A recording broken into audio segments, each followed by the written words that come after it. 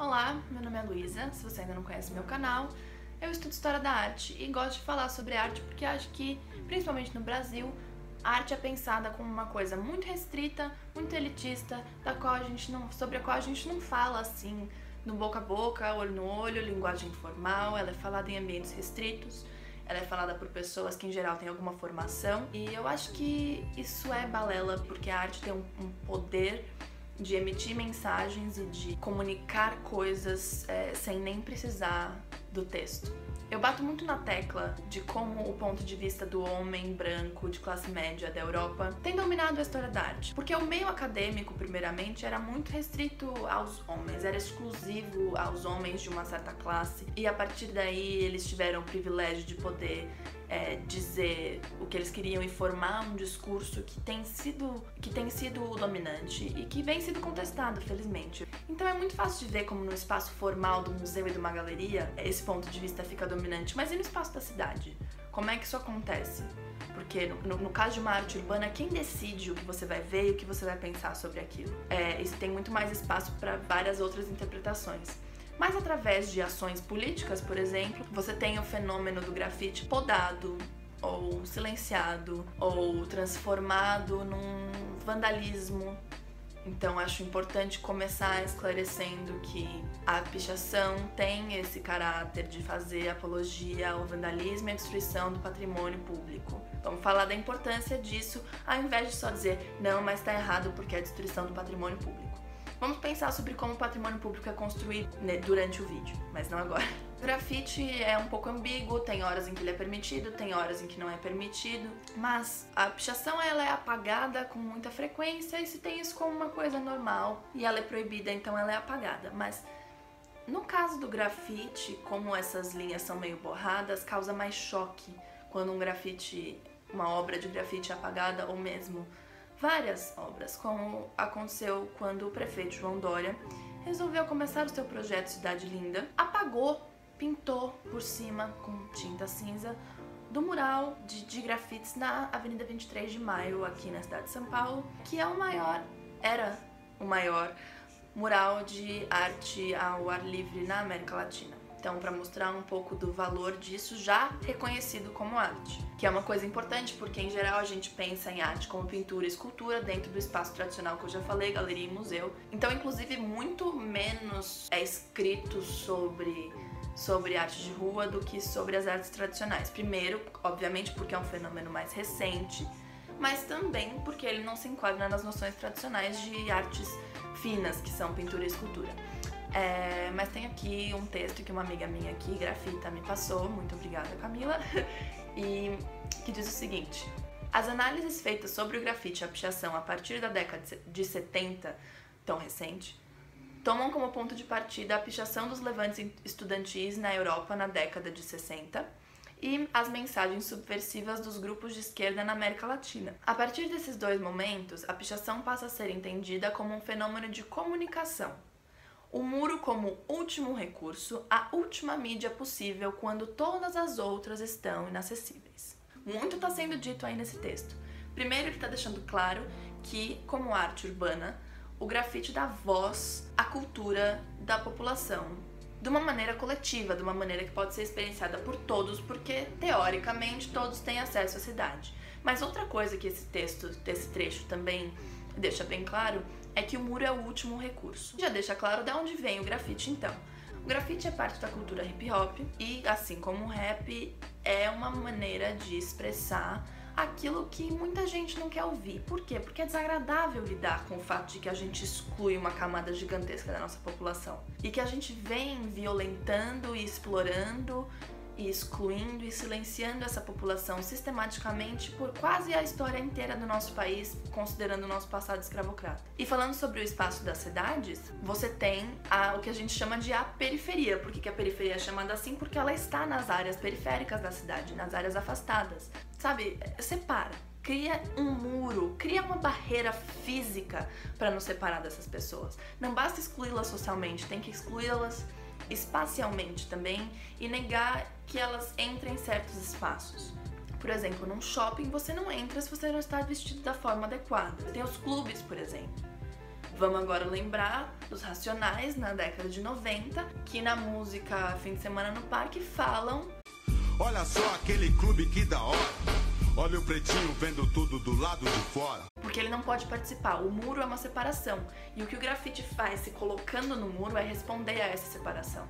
Então vamos deixar bem claro que tanto o grafite quanto a pichação são respostas a fenômenos sociais e que precisam ser entendidos como tal. Não interessa se é bonito ou se é feio, isso é o de menos. Valorizar o grafite porque ele é bonito e desvalorizar o picho porque ele é feio ignora que eles dois têm um valor imenso como expressão social.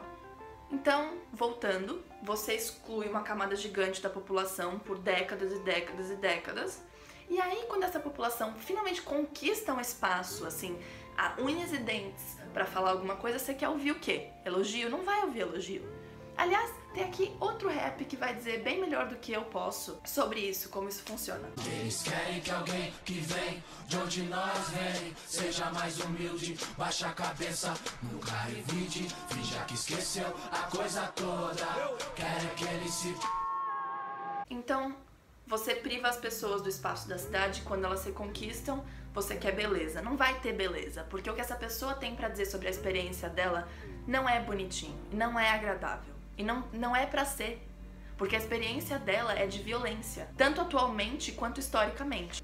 Ai, mas o picho é feio. Então, feio é opressão, exploração e exclusão sistemáticas. Ai, não, mas suja a cidade. Você vai me desculpar, mas uma cidade que exclui a sua população e que manda a sua população pra periferia pra não ter que olhar, pra não ter que lidar, tem muito mais sujeira pra limpar do que muro. Então eu acho muito bonitinho querer deixar o muro branco enquanto tem gente sendo violentada pela polícia todo santo dia. Igual agora falando do Rio, tava focando em São Paulo, mas agora falando do Rio de Janeiro, quando vieram as Olimpíadas, colocaram tapumes pra cobrir a favela. A favela continuou lá, a violência que tá na favela continuou lá. Mas ela tá coberta, não dá pra ver, então já é mais fácil de ignorar, né? Que, aliás, é o objetivo todo, é a gente se convencer de que não existe desigualdade social no Brasil. Nem racismo, aliás, também. Então, como manifestação, como ocupação, como uma iniciativa de dar representatividade a quem tem pouca representatividade, o grafite é uma forma de protesto. E a pichação também tem esse valor. Agora pensa comigo, se um protesto é permitido e tudo nele tá nos conformes da administração de uma cidade, por exemplo, ele tem o mesmo impacto como protesto, como manifestação? Ele tem a mesma força? O que tá dito no texto é o seguinte: a pichação precisa da marginalidade decorrente da sua ilegalidade e do seu caráter invasivo. O caráter de resistência e a potência poética da pichação estão na marginalidade. Entendeu? Se fosse permitida a pichação, se não fosse considerada feia e suja e se não fosse proibida, não existiria a potência heróica do pichador que se propõe a enfrentar os riscos para deixar a sua marca na cidade. A pichação foge do espaço legalizado da arte. Eu acho que a gente precisa entender que ser ilegal nem sempre é ser errado. O que eu quero dizer é que as políticas públicas de São Paulo são muito agressivas em relação às manifestações e tentativas de reocupação da periferia. Então, querendo ou não, essa abordagem do João Dória foi super agressiva. Isso nunca tinha sido feito na mesma escala que o João Dória fez, mas tinha sido feito todos os dias, em todo o picho que é apagado diariamente, a gente não vê. Se eu acho que a cidade tem que ficar coberta de picho, se é isso que eu tô dizendo, não é. Mas talvez seja melhor olhar pros motivos que motivam a pichação primeiro, antes de se preocupar em cobri-la. Então, de novo, mantém o muro branco, mas a sujeira da maneira como a gente lida com a população periférica pode continuar. Veja bem, depois de cobrir todos os grafites da 23 de maio, João Dória pegou numa latinha, desenhou um coraçãozinho, beleza. Então ele reconheceu ali um valor estético no grafite. Só que o valor do grafite como expressão social vai muito, muito além da estética. E, de alguma maneira, segurar uma latinha e fazer ali um coraçãozinho é a melhor coisa que o João Dória pode fazer pra anular a importância do grafite. Porque ele tá trazendo o grafite pra dentro do sistema que o grafite tenta se expressar contra, percebe? É o sistema que oprime. E aí é o sistema que fala, não, mas vem cá, pega na latinha, desenha um coraçãozinho aqui nesse espaço que eu delimitei pra você, que aí tá tudo bem. Outra coisa que acontece com a valorização do grafite em detrimento do picho pelo seu valor estético é que o grafite vai parar nos espaços que eu tinha falado antes, que são os espaços tradicionais da arte, como museus e galerias. E é assim, a natureza do grafite como arte é estar no espaço da cidade, é uma arte urbana. E aí o fato de que o grafite se dá no muro dá força ao seu discurso. Aí você pega o muro, extrai e bota no museu.